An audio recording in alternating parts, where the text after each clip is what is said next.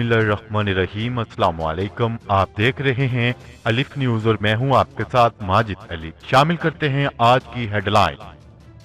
तुर्क सदर रजब Tayyip Erdogan ने तुर्की की तरक्की के हवाले से बड़े मंसूबों का शानदार ऐलान कर दिया। पाकिस्तान ने नए नामजद भारतीय नाज़िमुल अमूर को वीजा देने से इनकार कर दिया। इक़वाम मुत्तहिदा गैर कानूनी ज़ेर कब्जा जम्मू और कश्मीर में इंसानी हकूक की खिलाफ वर्जियों का सिलसिला बंद करने के लिए भारत पर दबाव डाले ओआईसी ने इक़वाम मुत्तहिदा से मुतालबा कर दिया।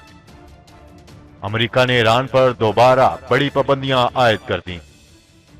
अमेरिकी दबाव के आगे कभी नहीं झुकेंगे, ईरानी सदर का दबंग ऐलान।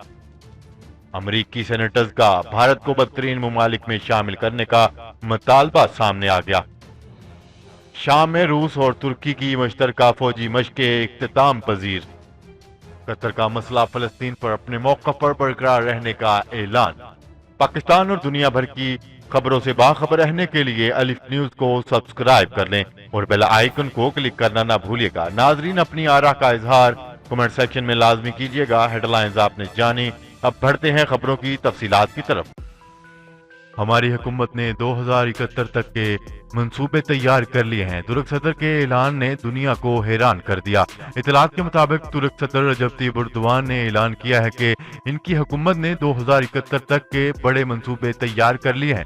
तुर्क सदर रजब तैयब एर्दोगान का कहना था कि हमारी हुकूमत ने 2053 और 2071 के इंफ्रास्ट्रक्चर के मंसूबे तैयार कर लिए हैं। गैर मुल्की मीडिया के मुताबिक नॉर्थ मार्मरा हाईवे के इफ्तिताही तकरीब से खिताब करते हुए रजब तैयब एर्दोगान ने कहा है कि ये मंसूबे ज़बानी कलामी नहीं है, बल्कि हमारी हुकूमत ने इसके लिए ठोस इक़दाम किए हैं। हमारा आज का फैसला तुर्की को खित्ते और आलमी सतह की सुपर पावर बनाने में मदद देगा। तुर्क सदर का मजीद कहना था कि आज का तुर्की सियासी, अस्करी और माशी तौर पर एक मुस्तहकम मुल्क है।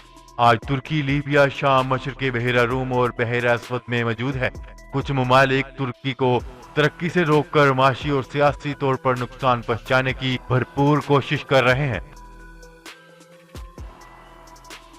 खबर के अगले हिस्से में बात करते हैं। पाकिस्तान और भारत की तारीख में पहली बार पाकिस्तान ने भारत की तरफ से नामजद किए जाने वाले नाज़िमुल अमूर की तैनाती को मुस्तरद करते हुए इन्हें वीजा देने से इनकार कर दिया। न्यूज रिपोर्ट के मुताबिक भारतीय दफ्तर खारजा से मिलने वाली तफसीलात के मुताबिक पाकिस्तान में इस वक्त तैनात भारतीय नाज़िमुल अमूर की मुद्दत मुलाजमत जून से खत्म हो चुकी है और वो इस वक्त इस्लामाबाद में इजाफी तौर पर काम कर रहे हैं। इनकी जगह भारतीय हुकूमत ने एटॉमिक एनर्जी डिपार्टमेंट के ज्वाइंट सेक्रेटरी जैनत खोबरा को पाकिस्तान में नया नाज़िमुल अमूर मुकर्रर किया और इस बारे में पाकिस्तान को बाज़ाब्ता तौर पर आगाह कर दिया गया। लेकिन हुकूमत पाकिस्तान की तरफ से दफ्तर खारजा में डायरेक्टर साउथ एशिया ने भारतीय हुकाम को बता दिया है कि जैनत खोबरा पाकिस्तान को काबिल कबूल नहीं है, इसलिए इनका वीजा जारी नहीं किया जा सकता। ये भी कहा गया है कि नाज़िमुल अमूर की पोस्ट के लिए बहुत सीनियर है, इसके लिए भारत कोई जूनियर अफसर तैनात करे। खबर के अगले हिस्से में बात करते हैं जम्मू और कश्मीर के बारे में। इस्लामी ताउन तंजीम के राब्ता ग्रुप ने इक़वाम मुत्तहिदा से कहा है कि वो गैर कानूनी ज़ेर कब्जा जम्मू और कश्मीर में इंसानी हकूक की खिलाफ वर्जियों का सिलसिला बंद करने के लिए भारत पर दबाव डाले। न्यूयॉर्क में गैर रस्मी इजलास के दौरान राब्ता ग्रुप ने कहा है कि भारत पर इक़वाम मुत्तहिदा की सलामती कौंसिल की इन करारदादों पर अमल दरामद के लिए दबाव डाला जाए जिनमें सवाब राय करने को कहा गया है, ताकि मकबूजा जम्मू और कश्मीर के अवाम अपना हकूक खुद अरादियत इस्तेमाल कर सके। राब्ता ग्रुप के अरकान ने मकबूजा इलाके में भारत की तरफ से बुनियादी इंसानी हकूक की खिलाफ वर्जियों पर गहरी तशवीश का इजहार किया।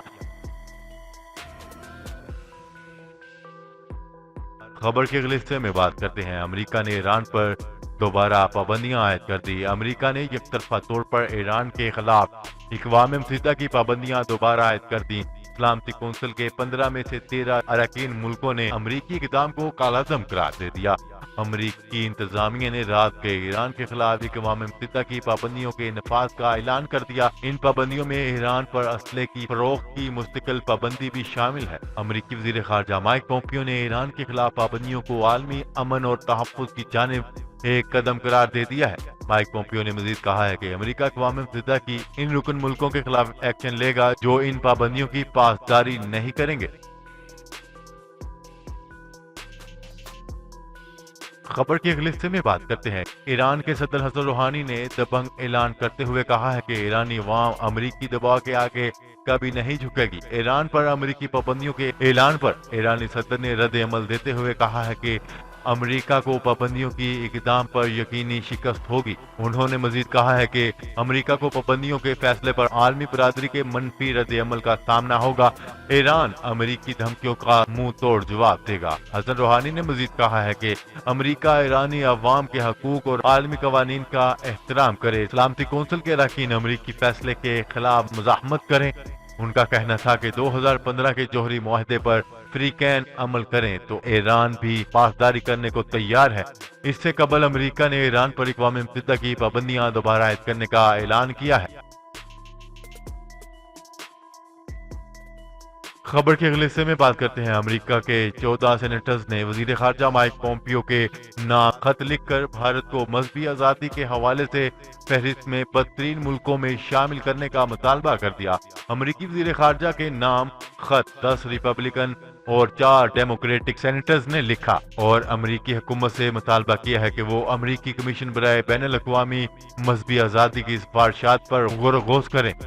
سینیٹرز نے مزید کہا ہے کہ کمیشن کی رپورٹ جو رواں سال اپریل میں بھارت کی مذہبی آزادی کے حوالے سے بنائی گئی، جس میں اسے بدترین ملکوں میں شامل کرنے کی تجویز دی گئی تھی۔ امریکہ میں مقیم بھارتی اور مقامی انسانی حقوق کی تنظیموں نے سینیٹرز کے خط کا خیر مقدم کیا ہے اور مطالبہ کیا ہے کہ وہ بھارتی حکومتی ایجنسیوں اور مذہبی ظلم و ستم ڈھانے والی بھارتی سرکاری اہلکاروں پر بھی پابندیاں لگائیں۔